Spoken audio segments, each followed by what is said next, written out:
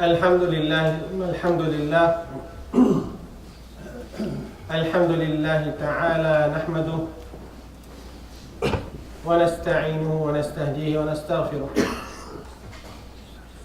ونعوذ بالله تعالى من شرور أنفسنا ومن سيئات أعمالنا. يا ربنا لك الحمد كما ينبغي لجلال وجهك ولعظيم سلطانك. سبحانك لا نحصي ثناء عليك أنت كما أثنيت على نفسك. لك الحمد كله ولك الشكر كله على ما أنعمت وأوليت يا رب العالمين. اللهم كما أنعمت فأدم وزدنا من نعمك واجعلنا من الشاكرين.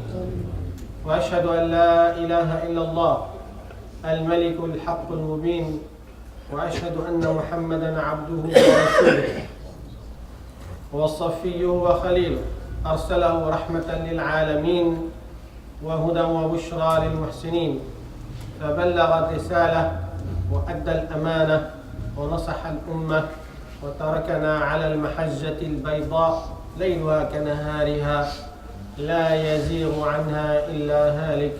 فصل اللهم عليه وعلى آله وأصحابه ومن اهتدى بهديه واتبع سنته واقتفى أثره بإحسان إلى يوم الدين. أما بعد، فيقول ربنا سبحانه وتعالى في كتابه العزيز: ذلك بأنهم قالوا إنما البيع مثل الربا وأحل الله البيع وحرم الربا فمن جاءه موعظة من ربه فانتهى فله ما سلف وأمره إلى الله.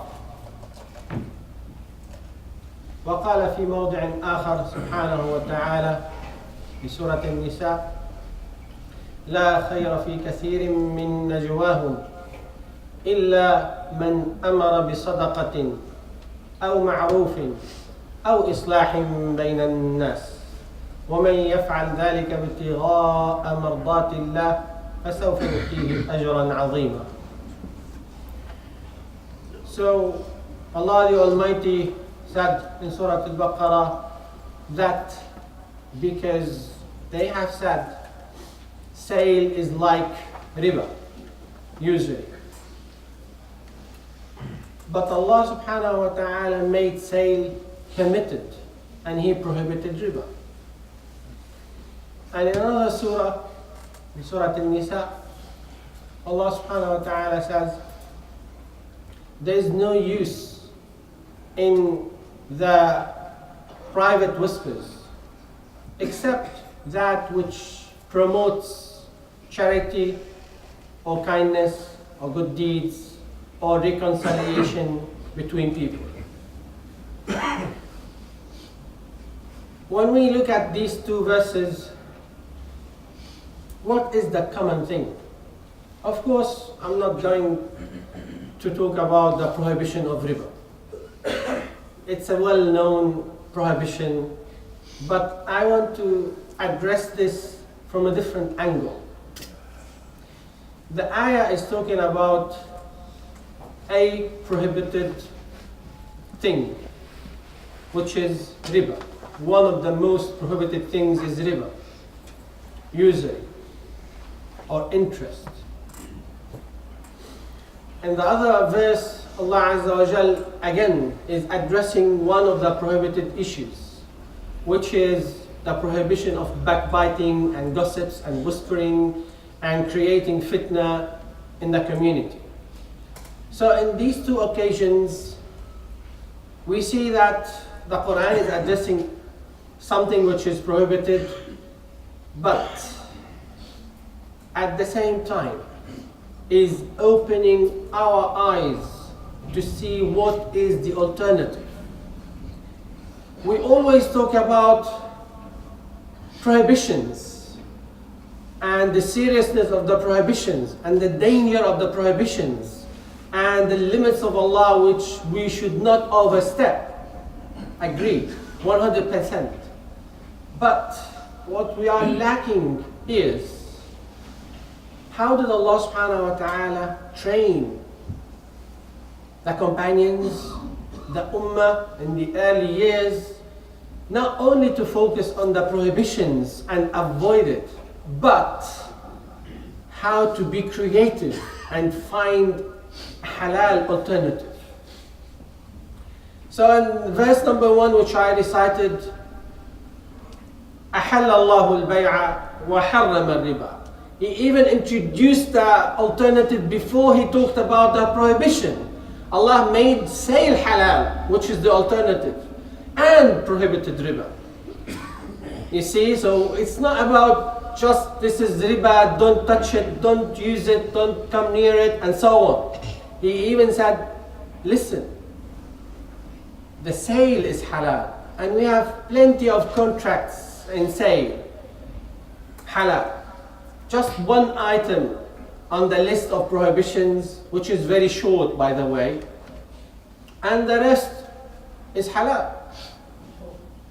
So Allah Azza wa Jal is drawing our attention, is provoking our minds, our intellect, to find halal alternatives. Not to be stuck in the prohibition and say, it is prohibited, we can't do anything. Fine. Go and find halal alternatives. And I still remember one of the statements of the old great masters and shuyukh. He used to say, rahimahullah, المسلمون يحرمون الحرام ويحارون كيف يقيمون الحلال. So the Muslims are always putting forward the haram and say, this is haram, don't come near it, don't touch it. But in reality, they are reluctant to find halal alternatives. You tell your children, this is haram, don't do it. Okay, where's the halal? It's not my problem. You tell your community, disco is haram, don't go disco. Where's the alternative? I'm not saying you do a halal disco, yes? Just an example. So you say, this is riba, this is haram, what is the alternative? You say many items which we might have on our list. What is the alternative? We need to find the alternative. It's not just about telling people off and telling people that this is haram, but the bravery is to create the halal, to open the way for the halal. As Allah taught us in the Quran, أحل الله البيع. He put forward the halal, the alternative before the haram. And the other verse, the prohibition of gossips and whispering and backbiting, he said this is haram, but he opened the way for the halal. Many alternatives he introduced. He said, except instead of utilizing your time in gossiping and backbiting and this and that, you channelize it in the right manner. What do we do? إِلَّا مَنْ أَمَرَ بِصَدَقَةٍ. Promote charity. And charity is not just donating money. This is part of it. Saying good words is charity. الكلمة الطيبة صدقة. قل عبادي يقول التي هي أحسن. So he's opening our eyes how to utilize our time. This is the alternative. Instead of gossiping, they created a new medium now for gossips. Magazines, online, offline, apps, maps, you name it. Specialized in gossips. Just shun away from this. Open the halal way. Utilize your time in charitable work. What else Allah is introducing? Ma'ruf, an act of kindness, good deed. And it's open for any useful good deed you can do. It is the alternative for wasting your time and recording in your book gossips and backbiting and sins and what have you. And what else Allah is introducing? أو إصلاح بين الناس. If you have that talent of reconciling between people, just go forward. Work on it. Bring people together. Soften the hearts. Unite the ranks. unify people, and so on and so forth. So when we look at these verses, it's amazing. When we see Allah Azza wa Jal is introducing to us how to be creative in finding alternatives. Not just to say this is haram and that's it. No. Our job together to come forward and join our forces and efforts and to find halal alternatives. No matter what we might face, difficulties, challenges, which is part and parcel of the package which we have.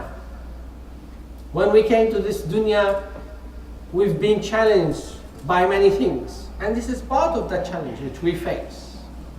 It's not an easy ride to the akhirah. And by the way, life without challenges is tasteless. So we have these challenges Allah is putting before us. We have to be creative in finding solutions instead of saying these are the problems and I don't know what's the way out. Of course, we know that we have problems, but what is the alternative? If we keep always talking about the problems without finding solutions, then the problem will be bigger. If we always talk about prohibitions and never find the alternative halal, the haram will be bigger, and so on. So my point is, let's learn from the Quran how to navigate our way through the challenges which we have and find alternatives. There are plenty, but it needs efforts, it needs sincerity, it needs an open mind to see that yes, it is possible. With all these challenges and obstacles and hardships, there are always ways. As long as we trust Allah Azza wa Jal, we do our best, we deal with the means, we understand our reality, which is the most important thing, then we will definitely find alternatives. And I would like to see more of this promoting alternatives, halal alternatives, bada'il halal, instead of just focusing on the haram and haram and haram. So let's move on and find how can we make people live with halal instead of having haram. Another example, when the Islamic banking came to this country, many of our imams, I regret to say this, they even fought against Islamic finance, and they said this is the back door of riba and we can't accept it. Calm down. You understand first how does it work, and then you decide. But without understanding how does it work and the functionalities and technicalities and the Sharia issues, you can't judge something without understanding it. So the scholars are trying their best to provide halal alternatives. I'm not saying that it is always 100% halal, but what can we do? Do you go 100% to the haram, or you use 70% halal with some issues? It's obvious. You can't just jump into the haram, avoid the haram. If you have difficulties, then we can move on, which we call the gradualism approach, tadarruj approach, which was the prophetic approach, sallallahu alaihi wasallam. Aisha used to say, radiallahu ta'ala anha, if the first verse was revealed from the Quran, do not drink alcohol, no one ever will stop drinking alcohol. The prohibition of alcohol came very late in Medina, in the very late stage from the revelation. Why that? Because he's building the people's iman and practice and commitment and understanding, and this is what we need to do. So we need to build iman and knowledge and understanding, and build on that and with that halal alternatives. And one important thing as well, when we create the halal alternatives, and I'm involved in this, I'm talking about something I know from inside. When we are involved in creating some halal alternatives, you cannot have the Hanafi view dominant, with my respect. You cannot have the Shafi'i view dominant. You cannot have the Maliki view dominant. You cannot have the Hanbali view dominant. We need an Islamic view, regardless of which school it came from. Because it's not a matter of this school or that school. It's a matter of Islam or no Islam. It's a matter of halal and haram. So calm down. And I was surprised with some of my friends. We were in this discussion about creating some halal alternatives, and he said, if it's not Hanafi, I'm not bothered. Not precisely his words, but something like that. So, come on, what's that? Don't make Islam Hanafi, please. And don't make Islam Shafi'i, please. It's a matter of iman, faith or no faith. We have a big challenge beyond what we might expect and we might think. Now we have a very huge attack in our universities, in our community. It's the atheism. You know that? I know this because I'm dealing with students all the time. To the extent that there's a slogan now going around, it's cool to be an atheist. It's a sticker they put on their cars. If someone of you has seen this, don't be surprised. It's cool to be an atheist. And you are talking about Hanafi and Shafi'i, calm down, give me a break, please. It's not Abu Hanifa's battle here. It's Islam's battle here. It's not promoting this school over that school. It's about having faith and confidence or no faith. This is our problem here. And another challenge which we came across just last week, so-called group of people, they call themselves Quraniyun, people of Quran.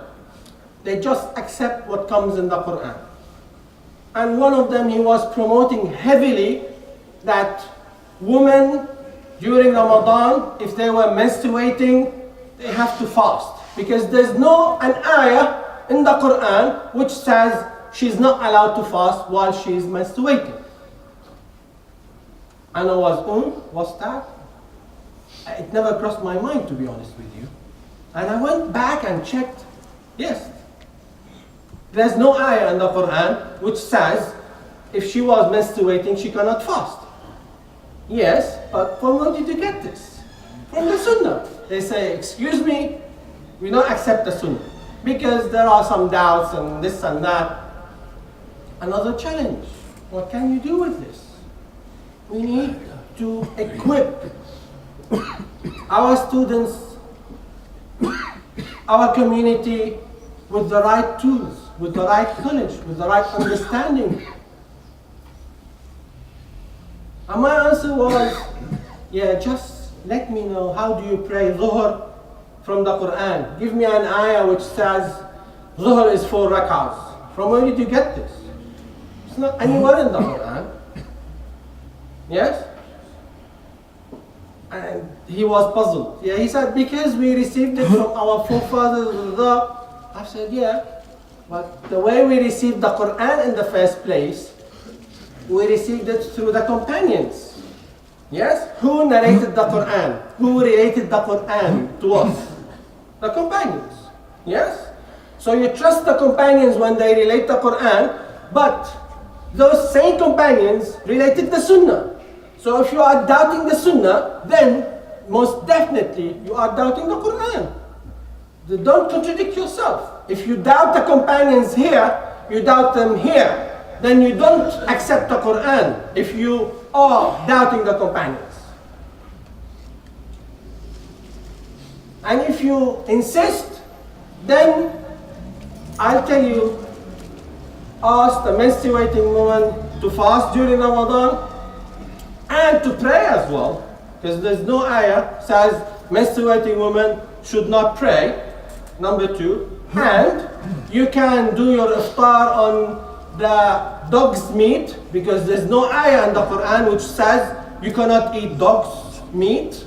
And you can eat the meat of donkeys as well, because there's no ayah in the Quran which says meat of the donkeys is prohibited. If this is the case, bon appetit.